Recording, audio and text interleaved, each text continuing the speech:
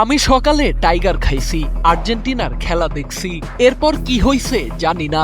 উপজেলা সহকারী প্রাথমিক শিক্ষা কর্মকর্তাকে কোপানোর পর অদ্ভুত এই স্বীকারোক্তি দেন এক প্রধান শিক্ষক। রোববার দুপুরে শরীয়তপুরের গোসাইরহাট উপজেলার প্রাথমিক শিক্ষা কর্মকর্তার কার্যালয়ে ঘটে এই হামলার ঘটনা। পরে অভিযুক্ত শিক্ষক জসিমউদ্দিনকে আটক করে পুলিশ।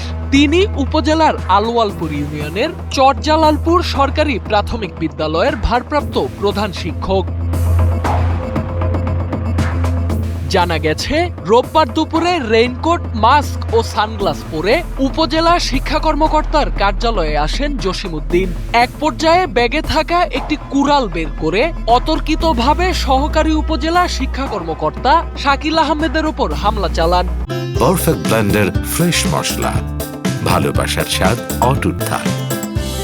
এতে গুরুতর আহত হন শাকিল আহমেদ। 11টার মতো বাজে আমি আমার রুমে চেয়ারে বসা ছিলাম, কারেন্ট গেল। ঠিক তখনই আমি রুম থেকে বের হয়ে শুধু আমার দরজার সামনে আসলাম। ঠিক ওই সময় এই ঘটনাটা ঘটলো। উনি ওই যে বিশাল আকৃতির একটা কুড়াল নিয়ে আমার মাথায় আঘাত করার অ্যাটেম্পট নিল।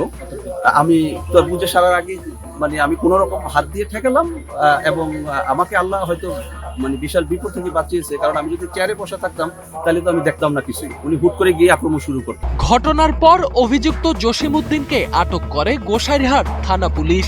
এ সময় তার একটি ভিডিও সামাজিক যোগাযোগ মাধ্যমে ছড়িয়ে পড়ে।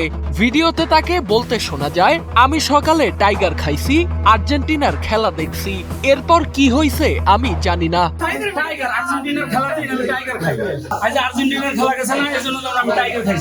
আহত শাকিল আহমেদ জানিয়েছেন, এই ঘটনায় অভিযুক্ত শিক্ষকের বিরুদ্ধে মামলা দায়েরের প্রস্তুতি চলছে। সোহানাল রাজি, এনপিবি।